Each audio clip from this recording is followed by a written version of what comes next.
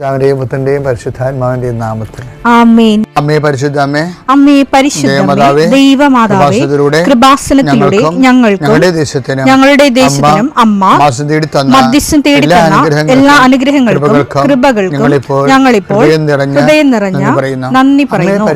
അമ്മേ പരിശുദ്ധമേ, ദൈവമാതാവേ, 2004 ഡിസംബർ 7 ഉച്ചകഴിഞ്ഞ് 2:30 കൃപാസനത്തിൽ സംഭവിച്ച അമ്മയുടെ പ്രത്യക്ഷപ്പെടലിനെ കുറിച്ച് തിരുസഭയ്ക്ക് സമർപ്പിച്ചിരിക്കുന്ന പഠനരേഖകളുടെ മേൽ സഭാത്മകമായ പഠനം ആരംഭിക്കുവാൻ ഞങ്ങൾ പ്രാർത്ഥിക്കുന്നു. അമ്മേ പരിശുദ്ധമേ, ഭൂസ്വർലോകങ്ങളുടെ രാജ്ഞിയായ അങ്ങേയ്ക്ക് ഭൗമ സംരക്ഷണത്തിനായി പ്രപഞ്ചപ്രകൃതിയെ തന്നെ തിരുസഭ പ്രതിഷ്ഠിക്കുവാൻ ഈ പ്രത്യക്ഷീകരണം വഴി ഇടയാക്കണമേ. പരിശുദ്ധമേ, ജപമാല മാതാവേ, സകല കൃപാസനം പ്രാർത്ഥനയോടും ചേർത്ത് ഞങ്ങളിപ്പോൾ പ്രാർത്ഥിക്കുന്ന ഈ കുടുംബത്തിന്റെ പ്രത്യേക നിയോഗം മക്കളെ, അമ്മയുടെ പ്രത്യക്ഷീകരണത്തിന്റെ ഈ അനുഗ്രഹവേളയിൽ ഞങ്ങൾക്ക് സാധിച്ചു തരുവാൻ കനിയണമേ.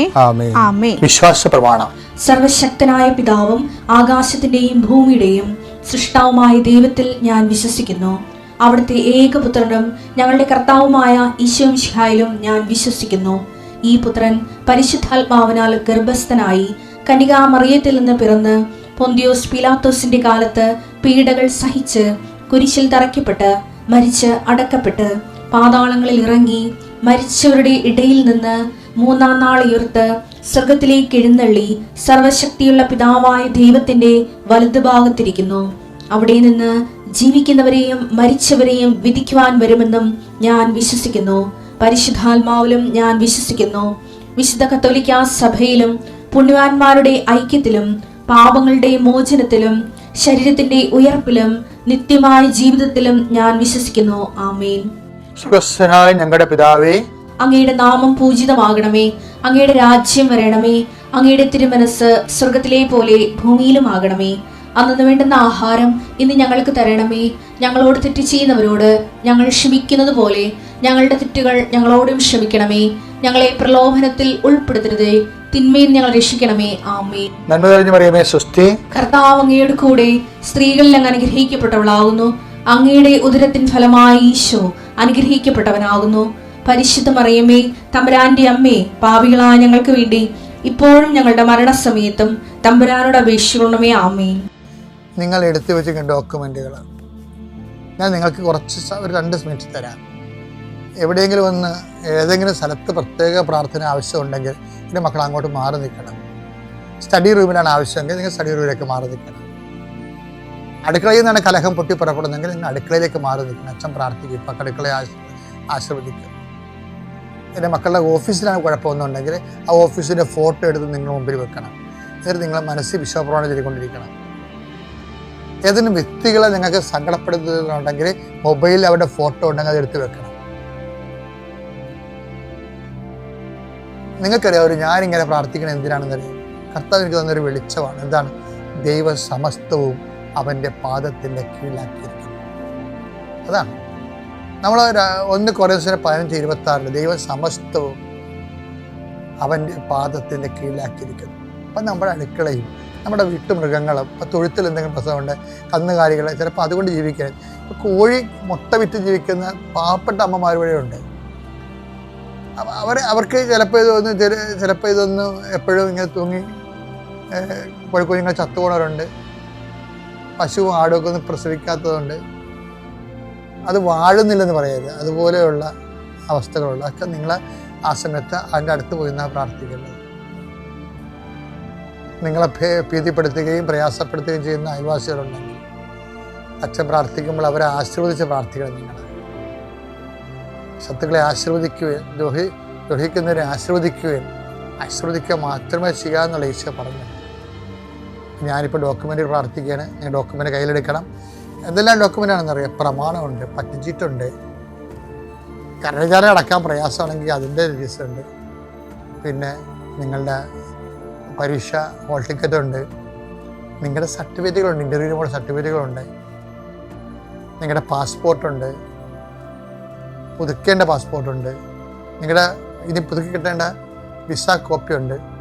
എല്ലാം കയ്യിലെടുക്കുക. എന്താണോ നിങ്ങളുടെ രേഖകൾ, നിങ്ങളുടെ ഇൻ്റർവ്യൂ കോൾ ഫോർ ചെയ്തിരിക്കുന്ന ലെറ്റേഴ്സ് ഉണ്ടാകും, അപ്പോയിൻമെൻറ്റ് ലെറ്റർ ഉണ്ടാകും, എല്ലാം കയ്യിലെടുക്കുക. കർത്താവിൻ്റെ വിശുദ്ധ രക്തം ഇതിലേക്കെല്ലാം ഇങ്ങനെ മഞ്ഞ് പെയ്യണ പോലെ പെയ്തിറങ്ങുന്ന സമയമാണ്. കർത്താവെ, അങ്ങയുടെ വിശുദ്ധ പൗരോഹിത്യത്തെ നീ മഹത്വപ്പെടുത്തണം. ഞങ്ങൾ മഹത്വപ്പെടുത്തും നന്ദി പറയുന്ന ഈശോയെ. സഭയിലുള്ള സാന്നിധ്യം പ്രകടമാക്കുന്നവരുടെ സ്വത്ത് നിർത്താം. എന്തോ ഒരു വലിയ അടയാളങ്ങളാണ് നീ പകൽ പോലെ വെളിച്ചത്തിൽ കാണിച്ചുകൊണ്ടിരിക്കുന്നത്. അങ്ങയുടെ മക്കളെ അങ്ങ് മറന്നിട്ടില്ല. അങ്ങയുടെ ജനത്തെ അങ്ങ് സന്ദർശിക്കുന്ന കണ്ണുനീരോടെ, ആനന്ദ കണ്ണീരോടെ ഞങ്ങൾ കാണുന്ന ഈശോയെ. ഞങ്ങൾക്ക് അങ്ങയ്ക്ക് വേണ്ടി സാക്ഷ്യം ചെയ്ത് ജീവിക്കണം. അങ്ങയുടെ വചനം കൈമാറി ജീവിക്കണം. അങ്ങയുടെ വിശ്വാസം കൈമാറി ജീവിക്കണം. കർത്താവേ, അങ്ങയുടെ മക്കൾക്ക് അടയാളം നൽകണമേ. ജീവിതത്തിൻ്റെ തകർന്ന നിമിഷങ്ങളിൽ പെട്ടിരിക്കുന്ന എല്ലാവരും, സമാധാനം ഇല്ലാത്തവർ, ഡൈവേഴ്സിന് കേസ് കൊടുത്തിരിക്കുന്നവർ, അത് ഒത്തുതീർക്കാൻ ആഗ്രഹിക്കുന്നവർ, കർത്താവ് അവരുടെ രേഖകൾ അങ്ങ് പരിശോധിക്കണം. കർത്താവ് ജഡ്ജ്മെൻറ്റ്, വീണ്ടും നീതിക്ക് വേണ്ടി പോരാടാൻ പോകുന്നവർ ആ ജഡ്ജ്മെൻറ്റ് സമർപ്പിച്ച് പ്രാർത്ഥിക്കുന്നു. എല്ലാം നിങ്ങളിപ്പോൾ കയ്യിലില്ലെങ്കിൽ മനസ്സിൽ ഓർത്താൽ മതി മക്കളെ. ഓരോരോ വിഷയങ്ങൾ, പരീക്ഷകൾ, ഇൻ്റർവ്യൂകൾ, ടെസ്റ്റുകൾ, അതിൻ്റെ എല്ലാത്തിൻ്റെയും രേഖകളുടെ മേൽ കർത്താവിൻ്റെ തളിക്കപ്പെടട്ടെ. അഡ്വാൻസ് കൊടുത്തു, അത് മുഴുവൻ എമൗണ്ട് കൊടുക്കാൻ നമ്മുടെ കയ്യിലില്ല. അഡ്വാൻസ് അന്യാധീനപ്പെട്ടു പോകാൻ പോകുന്നു. നമ്മൾ കൊടുത്ത പണം നമുക്ക് തിരിച്ചു കിട്ടിയാൽ മതി. ജോലി കിട്ടിയതിലുമായി അതിൻ്റെ രേഖകൾ, പണയച്ചീട്ടുകൾ, ജപ്തി ചീട്ടുകൾ എല്ലാം കർത്താവെ നീ ഏറ്റെടുക്കണം. നമ്മുടെ ഭാരങ്ങളാണല്ലോ അവൻ ചുമന്നത്. നമ്മുടെ പാപങ്ങൾക്ക് വേണ്ടി അവൻ പരിഹാരം ചെയ്തു എന്ന് വചനം അനുസരിച്ചു. ഞങ്ങളുടെ ഭാരങ്ങൾ ഏറ്റെടുക്കുന്ന കർത്താവെ, ഈ ഭാരച്ചീട്ടുകളിലെല്ലാം എൻ്റെ പ്രസാദം തളിക്കണമേ. അധ്വാനിക്കുന്നതിനും ഭാരം വഹിക്കുന്നതിനിടയ്ക്ക് വരിക. ഞാൻ നിങ്ങൾ ആശ്വസിപ്പിക്കാൻ നളിച്ചവനെ, ഇതെല്ലാം ആശ്വാസമായി മാറണം. സ്നേഹപരിശുദ്ധമേ ദൈവമാതാവേ, ദുരന്തമുണ്ടാകാൻ പ്രാർത്ഥന നളിച്ചത് അമ്മ, ദുരന്തത്തിന് പോലും പ്രതിവിധി നിശ്ചയിച്ച അമ്മ, ഞങ്ങൾക്ക് വേണ്ടി നിമിഷം മധ്യസ്ഥ വഹിക്കുന്നു. എൻ്റെ കർത്താവിനുമായ നാമത്തിൽ സഭയുടെ അധികാരത്തിലെ രേഖകളെ, ഡോക്യുമെൻറ്റുകളെ ഈശോനാമത്തിൽ ആശീർവദിക്കും. വിടുതൽ നൽകും. ഇപ്പോൾ ഓരോരോ ആഴ്ചകളിലെ പരിശുദ്ധാത്മാവ് നൽകുന്ന ഉൾപ്രേരണകളിലാണ് നമ്മൾ ആധ്യാത്മിക സത്യവും അതിൻ്റെ പ്രായോഗിക, അതിൻ്റെ ആപ്ലിക്കേഷൻസ്, അതിൻ്റെ പ്രയോഗപരതയും അനുദിന ജീവിതത്തിൻ്റെ ഔത്സുക്യത്തിന് വേണ്ടി ആത്മശക്തീകരണത്തിലും അവലംബിയായ ഒരു ജീവിതം കരുപ്പിടിപ്പിക്കുന്നതിന് വേണ്ടി നമ്മൾ പ്രാർത്ഥനാപൂർവം ധ്യാനിക്കുന്നത്. ഇപ്പം നാഥാനിയേലിനെ കുറിച്ച് ഇത്രയും നേരം പറഞ്ഞുകൊണ്ടിരുന്ന മുഴുവനും ഇതാ ഒരു യഥാർത്ഥ ഇസ്രയേലിയൻ, അവനിൽ ഒരു കാപട്യവും ഇല്ലെന്ന്. ഇതിപ്പോൾ നിങ്ങൾ കേട്ട് മടുത്ത് കാണാം, അതെനിക്കറിയാം. പക്ഷെ അതല്ല ഞാൻ ഇപ്പോൾ പറയാൻ പോകുന്നു. കർത്താവ് ഇത്രയും ഗുഡ് സർട്ടിഫിക്കറ്റ് കൊടുത്തൊരു മനുഷ്യൻ ബൈബിളിൽ കാണത്തില്ല. കർത്താവ് കുറേ ഗുഡ് സർട്ടിഫിക്കറ്റ് കൊടുത്ത ആൾക്കാരുണ്ട്, നമ്മൾ അടുത്ത ടോക്കിൽ അത് എടുക്കും. പക്ഷേ ഇത് യഥാർത്ഥ ഇസ്രയേലിയൻ, ഇവനിൽ യാതൊരു കാപട്യവും ഇല്ലെന്ന് പറയും. അപ്പോൾ ഒരു ചോദ്യം അവിടെ വരുന്നുണ്ട്. എന്നാൽ പിന്നെ എന്തുകൊണ്ടാണ് നാഥാനിയേലിനെ കർത്താവ് തൻ്റെ ശിഷ്യനായിട്ട് തിരഞ്ഞെടുക്കാതിരുന്നത്? എനിവേ, കർത്താവിൻ്റെ ശിഷ്യന്മാരുടെ കൂട്ടത്തിൽ, അപ്പോസ്തലന്മാരുടെ കൂട്ടത്തിൽ നാഥാനിയേലില്ല.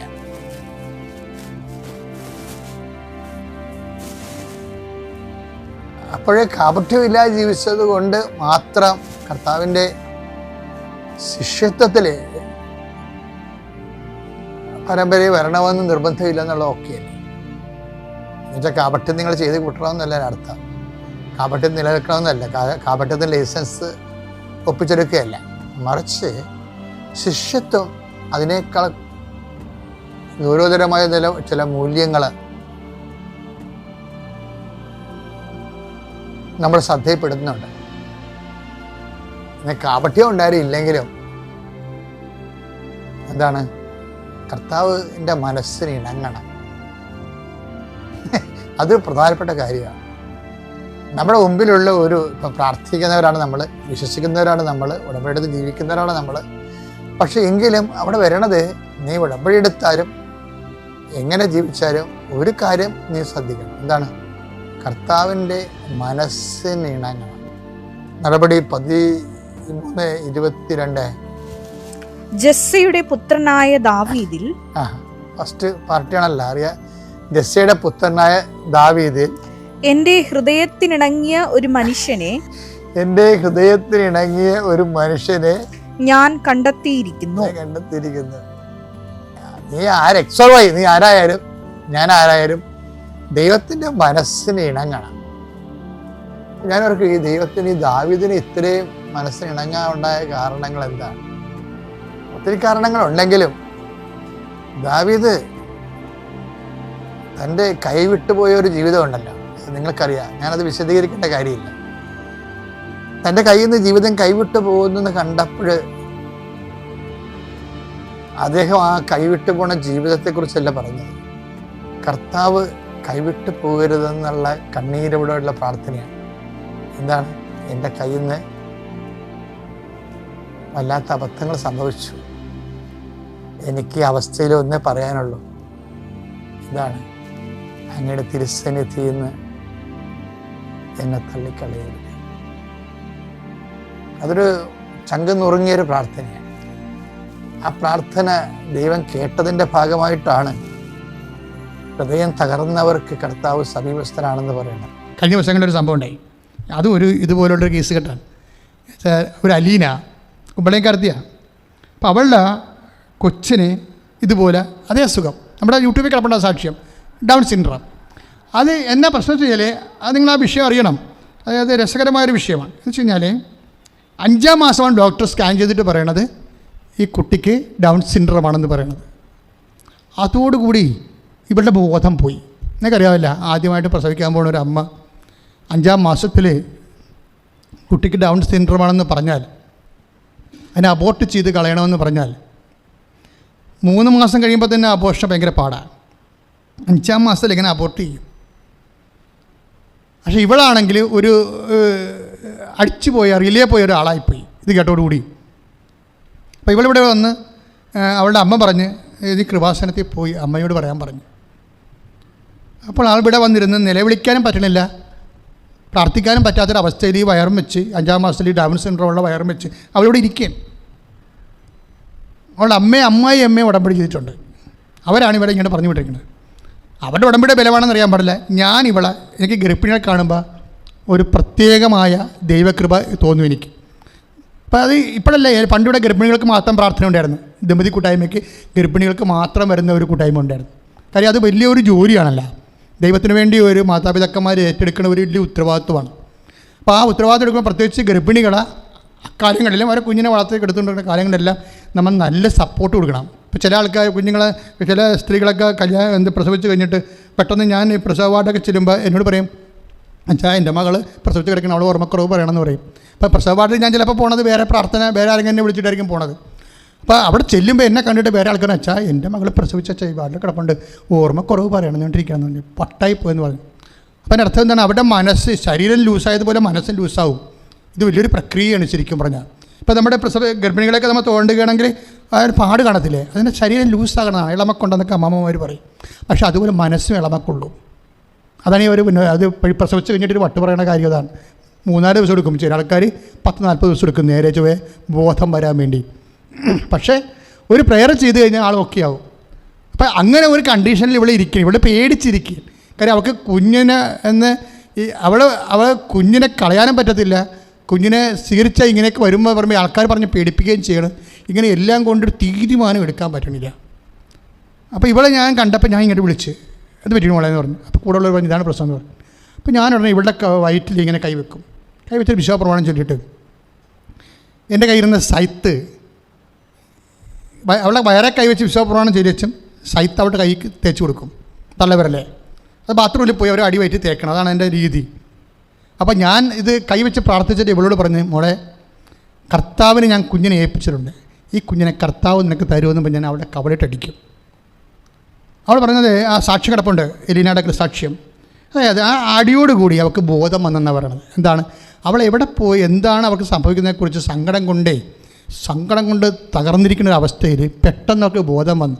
അവൾ ബോധം വന്നപ്പോൾ കേൾക്കണത് എന്താണ്? മാതാവ് ഈ കുഞ്ഞിനെ എനിക്ക് തന്നിരിക്കണം. തീർന്ന പ്രശ്നം. മാതാവ് ഈ കുഞ്ഞിനെ ഈ 5-ാം മാസം അബോർട്ട് ചെയ്യണ കുഞ്ഞിനെ എനിക്ക് തന്നിരിക്കണം. അപ്പം ദൈവത്തിൻ്റെ അനുഗ്രഹം ഇത്രയും സ്പീഡാണ്. പക്ഷേ എനിക്ക് ഈ വിഷയത്തിൽ ഇപ്പോൾ 2 ഡൗൺ സിൻഡ്രോം കേസാണ്. അപ്പോൾ പ്രസവിച്ചിട്ടൊരു കുഴപ്പമില്ല കൊച്ചിനെ. എന്തൊക്കെ പറഞ്ഞാൽ അബോർട്ട് ചെയ്ത് കളയേണ്ട കൊച്ചായിരുന്നത്. അതിനെ പ്രസവിച്ചിട്ടൊരു കുഴപ്പമില്ല കൊച്ചിനില്ല. ഈ മാതാവ് ഈ കുഞ്ഞിനെ നിനക്ക് തന്നിരിക്കണമെന്ന് പറയണത് എന്താണ്? അത് പറയണത് ഒരു വിശ്വാസത്തിലാണത് പറയണത്. വെറുതെ ഭംഗിവാക്ക് പറയുകയല്ല. ഇപ്പം നമ്മൾ ഗുഡ് മോർണിംഗ് പറഞ്ഞ പോലെ പറയുകയല്ല. നിങ്ങൾക്ക് നല്ലത് വരട്ടെ എന്നൊക്കെ പറയത്തില്ലേ, അതുപോലെ പോഴം വർത്താനം പറയുകയല്ല. ഈ മാതാവ് ഈ കുഞ്ഞിനെ നിനക്ക് തന്നിരിക്കുമെന്ന് പറയുമ്പോൾ അതിൻ്റെ മുഴുവൻ ഉത്തരവാദിത്തം ഞാൻ ഏറ്റെടുക്കും. എന്താ കാര്യം? എനിക്കുള്ളൊരു വിശ്വാസമുണ്ട്. എനിക്ക് ദൈവത്തോട് വിശ്വാസത്തെക്കാളൊരു ബന്ധമുണ്ട്. ആ ദൈവത്തിന് വേണ്ടി ജീവിച്ച ഒരു ചരിത്രമുണ്ട്. വിശ്വാസ കാലങ്ങളിലെല്ലാം ഇപ്പോൾ ദൈവം എന്നോടൊന്ന് ചോദിക്കുകയാണ്, എനിക്കിപ്പോൾ രോഗം ഉണ്ടായെന്ന് വിചാരിച്ചോ. ഞാനൊരു സുവിശേഷ എവാഞ്ചലിസ്റ്റാണ്. ഞാൻ ബേസിക്കലി ദൈവം എന്നോട് ചോദിക്കുകയാണ്, നിനക്ക് സൗഖ്യം വേണം, ഈ രോഗത്തിന് സൗഖ്യം വേണം, കൃപ വേണമെന്ന് ചോദിച്ചു കഴിഞ്ഞാൽ ഞാൻ പറയും എനിക്ക് സൗഖ്യമല്ലേ വേണ്ട, എനിക്ക് കൃപയാണ് വേണ്ടെന്ന് പറയും. എന്താ കാര്യം? എനിക്ക് കൃപ എന്താണെന്ന് അറിയാം. എനിക്ക് കൃപ എന്താണെന്ന് അറിയാം. പൗലോസ് സപ്പോസ് കുറേ നാൾ ചോദിച്ച് ചമ്മി ഒരു കേസ് കിട്ടാണിത്. അപ്പോൾ 1 കൊറിന്തോസിന് 12:8 എന്താ പറയണത്? ഞാൻ 3 പ്രാവശ്യം ചോദിച്ചെന്നാണ് പറയണത്. 3 പ്രാവശ്യം ചോദിച്ചു, എന്താണ്? എൻ്റെ ഈ അൾസറിന്ന് എൻ്റെ ഈ വയറിൻ്റെ പുണ്ണൊന്ന് മാറ്റിത്തരാൻ. അപ്പോൾ പൗലോസിന് പറഞ്ഞ് നിനക്ക് സൗഖ്യം വേണം, കൃപ വേണമെന്ന് ചോദിച്ചു. അപ്പോൾ പൗലോസിന് മനസ്സിലായി എന്താ ഉദ്ദേശിച്ചതെന്ന്. കാരണം കൃപ എന്ന് പറയുന്നത് ശക്തിയാണ്, ദൈവത്തിൻ്റെ ശക്തിയാണ്. സൗഖ്യം നമുക്ക് സൗഖ്യത്തിന് മാത്രമേ ഉപയോഗിക്കാൻ പറ്റത്തുള്ളൂ. പക്ഷേ ശക്തി കിട്ടിയാൽ മറ്റുള്ളവരുടെ വീണ്ടെടുപ്പിന് ഉപയോഗിക്കാൻ പറ്റും. ഇതാണ് വ്യത്യാസം എന്ന് പറയുന്നത്. ഒരു വ്യക്തിയെ ഇവാഞ്ചലിസ്റ്റായിട്ട് ഒരു സുവിശേഷ സാക്ഷിയാക്കി മാറ്റാൻ ഉദ്ദേശിക്കുമ്പോൾ ചില സമയത്ത് ഈ ചില വിഷയങ്ങൾ ലാഗ് ചെയ്യും. എന്തുകൊണ്ടാണ് നിങ്ങളുടെ ചില വിഷയം താമസിക്കുന്നതിൻ്റെ ഉദ്ദേശം എന്ന് പറയുന്നത് നിങ്ങളുടെ ദൈവസ്നേഹത്തെ നിറക്കാനും നിങ്ങൾക്ക് വിശ്വസ്തത നിറക്കാനും നിങ്ങൾക്ക് ദൈവത്തെ സ്വന്തമായിട്ട് അനുഭവിക്കാനും അനുഭവിച്ച ദൈവത്തെ കൈമാറാനും വേണ്ടി കർത്താവ് നിങ്ങളെ ഒരുക്കുകയാണ്. ശ്രുതിക്കട്ടെ, ശ്രുതിക്കട്ടെ. ഹല്ലേലൂയ.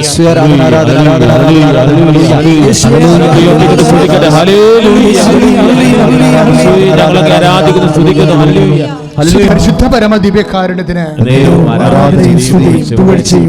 ദൈവത്തിൻ്റെ വഴികൾ, ദൈവത്തിൻ്റെ പദ്ധതികൾ നമ്മൾ അറിഞ്ഞു കഴിഞ്ഞാൽ നമ്മൾ സ്വതന്ത്രരാകും. എന്താ കാര്യം വെച്ച് കഴിഞ്ഞാൽ നമ്മൾ കണ്ട ഈ 2 കാര്യങ്ങളും ഉടനെ നടന്ന കാര്യങ്ങളാണ്. ഇത് കേൾക്കുമ്പോൾ ചില ആൾക്കാർ വിചാരിക്കും, കർത്താവേ ഈ വിഷയം തന്നെയുള്ള ഞാൻ ഉടമ്പടി ചെയ്തിരിക്കണം, എൻ്റെ കാര്യം എപ്പോഴും നടന്നിട്ടില്ല എന്ന്. നമ്മൾ ഒരു സാക്ഷ്യം പറയുമ്പോൾ നമുക്ക് എന്താ സംഭവിക്കണം? പ്രതിസാക്ഷ്യം ഉണ്ടായിക്കൊണ്ടിരിക്കും. കാര്യം അതേ വിഷയത്തിൽ ഉടമ്പടി ചെയ്ത വേറെ ആൾക്കാരുണ്ട്. അവർ കേൾക്കുമ്പോൾ അവർക്ക് നിരാശ. ദൈവമേ, എൻ്റെ കാര്യം മാത്രം മാതാവ് ചെയ്തില്ല, അവരുടെ കാര്യം നാട്ടിൽ കണ്ട എല്ലാ കാര്യവും ചെയ്തു. ഞാൻ മാതാവെന്നും പറഞ്ഞ് കുഞ്ഞുനാളിപ്പോൾ നടന്നിട്ട് എൻ്റെ കാര്യം മാത്രം നടന്നിട്ടില്ല. അത് ശരിയാ.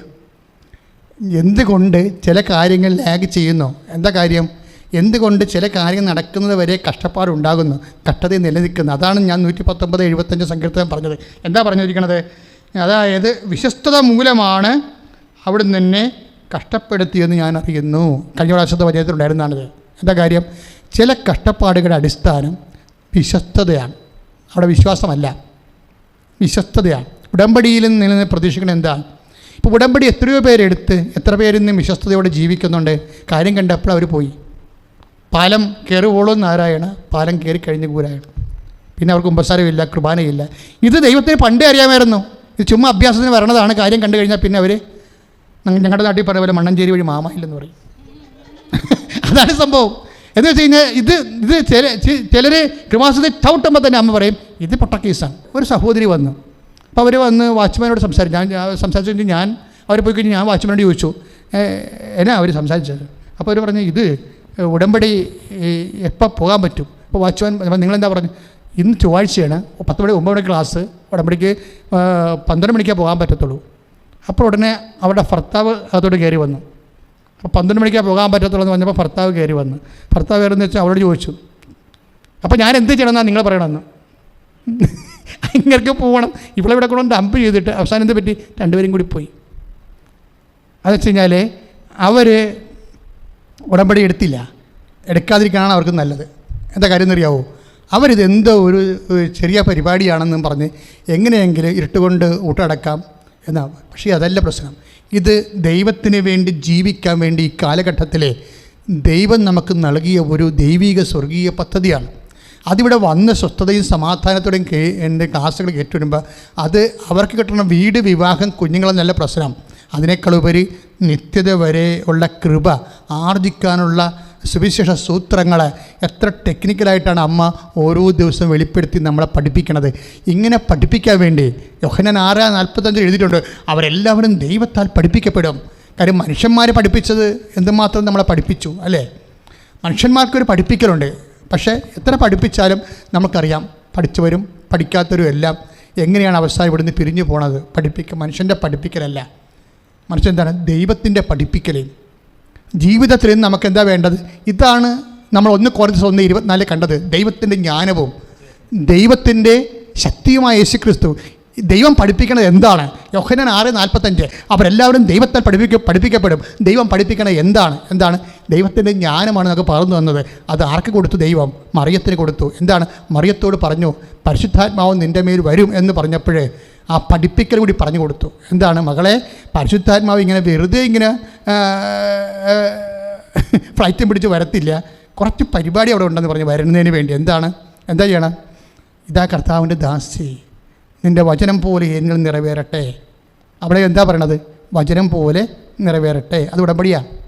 ഉടമ്പടി വഴി മാത്രമേ പരിശുദ്ധാത്മാവ് വരത്തുള്ളൂ നമ്മുടെ ജീവിതത്തിലുള്ളൂ. ദൈവത്തിൻ്റെ ശക്തിയുടെ ഫലങ്ങളൊക്കെ വരും. പക്ഷേ ദൈവത്തിൻ്റെ ശക്തി വരണമെങ്കിൽ എന്ത് ചെയ്യണം? ഉടമ്പടി ചെയ്യണം. എന്താ കാര്യം?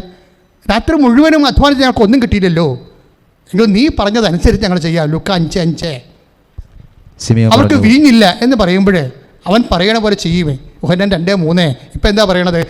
ഇതെങ്ങനെ സംഭവിക്കും എന്ന് ചോദിക്കുമ്പോൾ പരിശുദ്ധാത്മാവ് നിൻ്റെ മേൽ വരും. അത്യുന്നതിൻ്റെ ശക്തി, അത് ദൈവത്തിൻ്റെ ജ്ഞാനം എന്താണ്?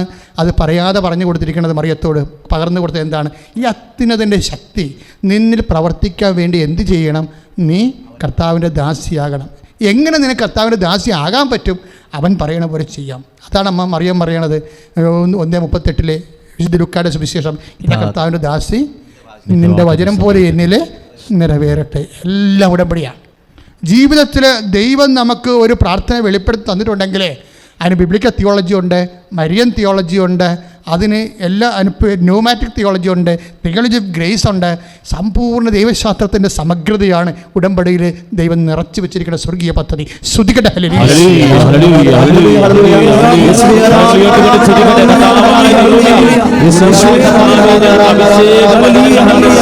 ദൈവത്തെ വിശ്വസിച്ച് ദൈവത്തെ മഹത്വപ്പെടുത്തി എന്ന് ഉടമ്പടിയുടെ വചനം ഞാൻ അച്ഛൻ പറയണത്. ദൈവത്തെ റോമ 4:20 ദൈവത്തെ മഹത്വപ്പെടുത്തി വിശ്വാസത്തെ വളരാൻ. അപ്പോൾ ദൈവത്തെ മഹത്വപ്പെടുത്തുന്നത് എങ്ങനെയാണ്? ഇതാ കർത്താവിൻ്റെ ദാസൻ അല്ലെങ്കിൽ ദാസി എന്ന് പറഞ്ഞ പോലെ ദൈവത്തിൻ്റെ വചനങ്ങൾ അല്ലെങ്കിൽ ഉടമ്പടി പ്രകാരം ജീവിതം നിറവേറ്റിയാണ് നമ്മൾ ദൈവത്തെ മഹത്വപ്പെടുത്തുന്നത്. ദൈവത്തെ മഹത്വപ്പെടുത്തി വിശ്വാസത്തിൽ വളരാം. ഇതുപോലെ തന്നെയാണ് നമ്മൾ ദൈവത്തോടുള്ള സ്നേഹം. ഞാൻ എപ്പോഴും പ്രാർത്ഥിക്കുന്നത്, എന്തുകൊണ്ടാണ് നിങ്ങളുടെ പ്രാർത്ഥന പൊട്ട പ്രാർത്ഥനയാകണമെന്ന് അറിയാമോ? പൊട്ട പ്രാർത്ഥന എന്ന് പറയുന്നത് വെല്ലിടി എന്നൊക്കെ പറയത്തില്ലേ, ഇരുട്ട് വേണം. അതുപോലെയൊക്കെ ചില പ്രാർത്ഥനകൾ പൊട്ടപ്രാർത്ഥന ഇരിക്കും, ഒന്നും ഉണ്ടാകത്തില്ല. പണ്ട് ചകിണയെന്ന് പറഞ്ഞ സാധനം ഉണ്ടായിരുന്നില്ല, ഇപ്പം ഇല്ല.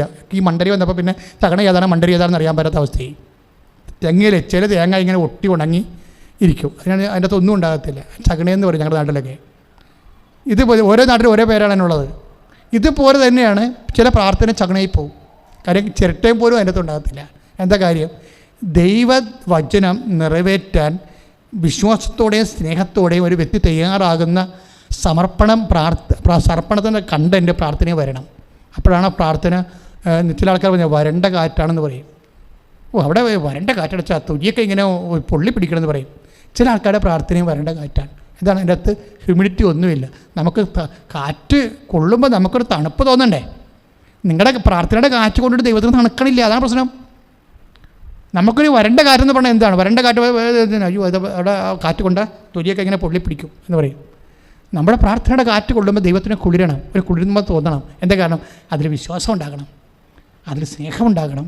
പിന്നെ നീ തന്നില്ലേലും തന്നാലും നിൻ്റെ കയ്യിൽ നിന്ന് എന്താണ് കിട്ടണമെങ്കിലും ഞാനത് നിൻ്റെ നാമത്തെ നിന്നോടുള്ള സ്നേഹത്തെ പ്രതി സ്വീകരിക്കുമെന്ന് പറഞ്ഞാൽ ഒരു സമർപ്പണം ഉണ്ടാകണം.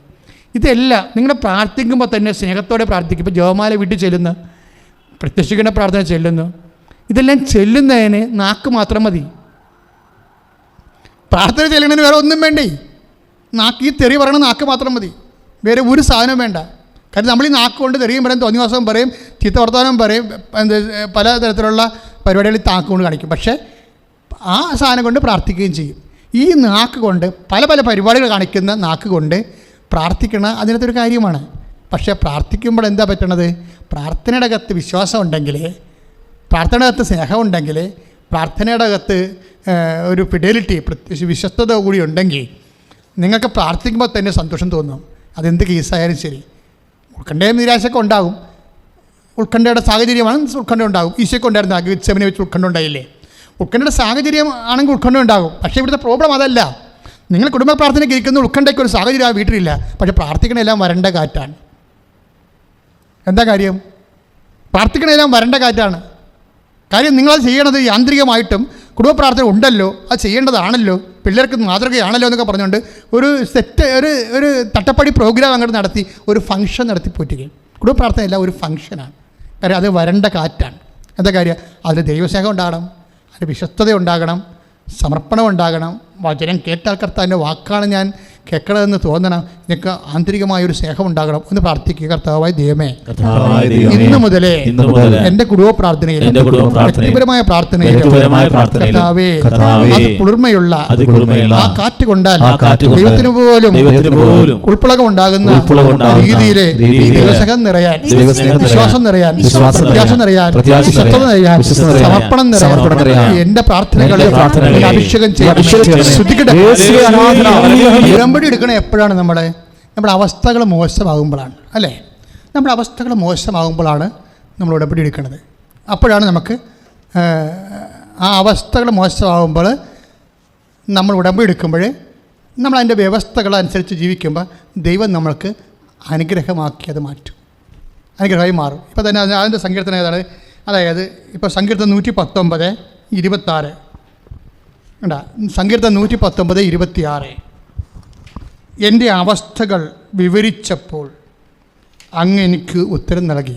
എൻ്റെ അവസ്ഥ പറഞ്ഞപ്പോഴേ അങ്ങ് എന്നോട് പറഞ്ഞു ഉടമ്പടി എടുക്കാൻ പറഞ്ഞെന്ന്. അതാണ് സംഭവം. സങ്കീർത്തനം 119:26 എൻ്റെ അവസ്ഥകൾ വിവരിച്ചപ്പോൾ അങ്ങ് എനിക്ക് ഉത്തരം അരുളി. എന്ത് ഉത്തരവാണ് അരുളിയത്? ഉടമ്പടി എടുക്കാൻ പറഞ്ഞിരിക്കുക. എന്താ പറഞ്ഞിരിക്കണത്? താഴെയുണ്ട്, അങ്ങയുടെ ചട്ടങ്ങൾ എന്നെ പഠിപ്പിക്കണമേ. Price the Lord. അതാണ് ജ്ഞാനത്തിലെ. എൻ്റെ അവസ്ഥകൾ ഞാൻ പറഞ്ഞപ്പോഴേ ജ്ഞാനം കിട്ടിയവർക്ക് എന്താ കാണുന്നത്? അവസ്ഥ മാറണമെന്നുണ്ടെങ്കിൽ ചട്ടം പഠിച്ചാൽ മതിയെന്ന്. ചട്ടം എന്ന് പറഞ്ഞാൽ എന്താണ്? പ്രമാണം. പ്രമാണം എന്ന് പറയുന്നത് എന്താണ്? അതാണ് ഉടമ്പടി എന്ന് പറയുന്നത്. ഉടമ്പടിക്ക് ഒരു പ്രമാണമാണത്. എന്താണ്? നീ ഭൂമിയിൽ ദീർഘകാലം ജീവിക്കാൻ എന്ത് ചെയ്യണം? നിൻ്റെ മാതാപിതാക്കന്മാരെ ബഹുമാനിക്കുക. അപ്പോൾ ദീർഘകാലം അഭിവൃദ്ധിയോടെ ജീവിക്കാൻ എന്ത് ചെയ്യണം? അത് മാതാപിതാക്കന്മാരെ ബഹുമാനിക്കുക. പ്രമാണം അതാണ്. അപ്പോൾ എല്ലാ ഐശ്വര്യവും വരണത് പ്രമാണത്തിലൂടെയാണ്. അവൻ പറയണ പോലെ ചെയ്തുകൊണ്ടാണ്. അപ്പോൾ അങ്ങനെ വന്നപ്പോൾ എന്ത് സംഭവിച്ചു? അങ്ങനെ പ്രമാണങ്ങൾ നിർദ്ദേശിക്കുന്ന വഴി എനിക്ക് കാണിച്ചു തരണമേ. അതാണ് ഉടമ്പടി ചെയ്യണത്. അവസ്ഥകൾ വിവരിക്കുമ്പോഴേ സങ്കീർത്തനം 119:27 അനുസരിച്ച് കൊണ്ട് അങ്ങയുടെ പ്രമാണങ്ങൾ നിർദ്ദേശിക്കുന്ന വഴി എനിക്ക് കാണിച്ചു തരണമേ. എന്താ അടുത്ത വചനം? ഞാൻ അങ്ങയുടെ അത്ഭുത കൃത്യങ്ങളെ പറ്റി ധ്യാനിക്കും. ഞാൻ സാക്ഷ്യം പറയാവുന്ന. അതാണ് ഇവിടെ സംഭവിക്കുന്നത്. സാക്ഷ്യം എന്ന് പറയുന്നത് ഞാൻ സാക്ഷ്യം പറയും. എൻ്റെ അവസ്ഥകൾ വിവരിക്കുമ്പോൾ അങ്ങനോട് പറയും, അവൻ പറയണ പോലെ ചെയ്യാൻ പറയും. അപ്പോൾ എനിക്ക് സംഭവിക്കും, ഞാൻ പ്രമാണമനുസരിച്ച് ജീവിക്കും. അപ്പോൾ ഞാൻ സാക്ഷ്യം പറയും. അതാ പറയണത്, ഞാൻ അങ്ങയുടെ അത്ഭുത കൃത്യങ്ങളെക്കുറിച്ച് ധ്യാനിക്കും. Praise the lord. അതായത് എങ്ങോട്ട് തിരിഞ്ഞാലും ഇതാണ് സംഭവം. ഒരു പക്ഷേ ഈ വർഷത്തെ വെളിപ്പെടുത്തിയ ഉടമ്പടിയുടെ ഏറ്റവും നിഗൂഢമായ ഒരു വചനമാണ് ഇത് ഗുപ്തമായിരുന്ന ഒരു വചനമാണ്. കർത്താവ് ഈ സെക്കൻഡിൽ ഇപ്പോൾ എന്നെ കാണിച്ചു തന്നതാണ്. ഇപ്പോൾ കാണിച്ചു തന്നതാണ് കർത്താവ്. ഞാൻ സംസാരിച്ചുകൊണ്ടിരിക്കുന്ന സമയത്ത് കാണിച്ചു തന്നതാണ്. അപ്പോൾ അത് കർത്താവ് സ്തുതിക്കാം. സ്തുതിക്കട്ടെ. ഹല്ലേലൂയ.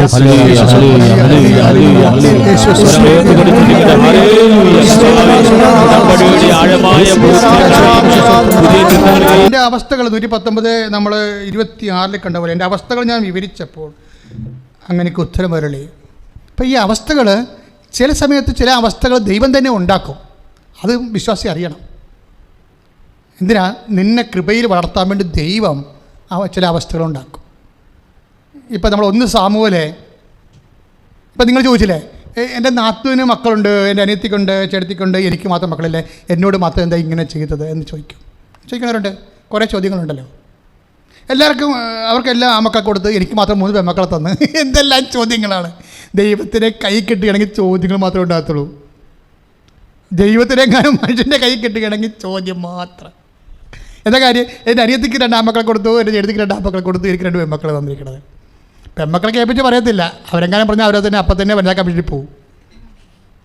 അത് മനസ്സിൽ പറയും. പെൺമക്കളെ കിട്ടിയൊക്കെ എന്നാ കുഴപ്പമുണ്ടായത് അവർ വേണേൽ അവിടെ നിന്ന് ചോദിക്കും. ഇപ്പോഴത്തെ പെൺപിള്ളേരുടെ പേര് ബോൾഡ് എന്നല്ലേ, അല്ല പെൺപിള്ളേരുടെ പേരിലല്ലേ, അവർ ബോൾഡാണ് തോന്നണത്. പറയണത് ചിലപ്പോൾ ഈ ബോൾഡിൻ്റെ പേരിൽ അഭ്യാസമായിരിക്കും പറഞ്ഞത്, ഇതായിക്കോട്ടെ. പക്ഷേ ചില സമയത്ത് ആൾക്കാർക്ക് അങ്ങനെ തോന്നും ദൈവത്തോട് ചോദിക്കാൻ. കാര്യം അത് ദൈവത്തിൻ്റെ നിധിയാണെന്ന് നീ തിരിച്ചറിഞ്ഞില്ല എന്നുണ്ടെങ്കിൽ നിനക്ക് കിട്ടിയതും കിട്ടാത്തതും ഒരുപോലെ ഇരിക്കും. നിധി എപ്പോഴും നിധിയാകണം എങ്ങനെയാണ്? നിധി തിരിച്ചറിയുമ്പോഴാണ്. 2 പെൺമക്കളെ കിട്ടിയിരിക്കണം, അത് നിധിയാണ് ദൈവം തന്നിരിക്കുന്നത്. പക്ഷേ നിനക്കറിയാൻ പറ്റില്ല. നീ എപ്പോഴും നോക്കണത് അയൽവാസിക്ക് 2 ആൺമക്കളാണ്, അപ്പുറത്ത് 2 ആൺമക്കളാണ്, അനിയത്തിക്ക് 2 ആൺമക്കളാണെന്ന് പറഞ്ഞാൽ അങ്ങോട്ട് നോക്കിക്കൊണ്ടിരിക്കുകയാണ്. അതായത് നിധി തിരിച്ചറിയാത്ത ആൾക്കാർ ഒത്തിരി ഉണ്ട്. കർത്താവ് നമ്മുടെ ഇതില്ലേ, ഈ കർത്താവ് എപ്പോഴും പറഞ്ഞത് നിധി എപ്പോഴും തിരിച്ചറിയണമെന്നാണ് പറഞ്ഞിരിക്കുന്നത്. സങ്കീർത്തനം, അതായത് മത്തായി ശ്രീകാരുടെ സുവിശേഷം 13-ാം അധ്യായത്തിൽ നിധി തിരിച്ചറിയാൻ പറയുന്നുണ്ട്. മത്തായി ശ്രീകാരുടെ സുവിശേഷം 13-ാം അധ്യായത്തിൽ, അതായത് സ്വർഗരാജ്യം വയലിൽ ഒളിച്ചു വെച്ചിരിക്കുന്ന നിധിക്ക് തുല്യമാണ്. അപ്പം നിന്നെ സംബന്ധിച്ചിടത്തോളം നിൻ്റെ സ്വർഗരാജ്യം ചിലപ്പോൾ 2 പെൺമക്കളിലൂടെ ആയിരിക്കും ദൈവം നിനക്ക് തരണത്. കാര്യം നിൻ്റെ ദൈവഹിതം അതായിരിക്കും. ചിലപ്പോൾ നിനക്ക് മക്കളില്ലാതായിരിക്കാം, ചിലപ്പോൾ നിൻ്റെ ദൈവരാജ്യം അതായിരിക്കും. എന്താ കാര്യം? 1 സാമുവേൽ 1:5 വായിക്കണേ വെച്ച്. 1 സാമുവേൽ 1:5. ഹന്നായെ കൂടുതൽ സ്നേഹിച്ചിരുന്നെങ്കിലും ആര് സ്നേഹിച്ചിരുന്നെങ്കിൽ എൽക്കാന, അത് വഴി, അത് വേറെ വിഷയം. പറ. അവർക്കൊരംശം മാത്രമേ സമ്പത്ത് നൽകിയിരുന്നുള്ളൂ. എന്തെന്നാൽ കർത്താവ് അവളെ വന്ധ്യയാക്കിയിരുന്നു. അതാണ് അവസ്ഥ. അത് ആരും ആക്കിയതല്ല, കർത്താവ് അവളെ വന്ധ്യയാക്കിയെന്ന്. ഇപ്പം കർത്താവിന് ഈ അവസ്ഥ ഉണ്ടാക്കുന്ന വിഷയമുണ്ട്. മനസ്സിലായില്ലേ? നിങ്ങൾ ദൈവമായിട്ട് മുന്നോട്ട് പോകണമെങ്കിൽ ഈ കളികളെല്ലാം പഠിക്കേണ്ടി വരും. ചില വിഷയത്തിൽ കർത്താവ് തന്നെ അങ്ങനെ ഡെലിബറേറ്റായിട്ട് ചെയ്യും.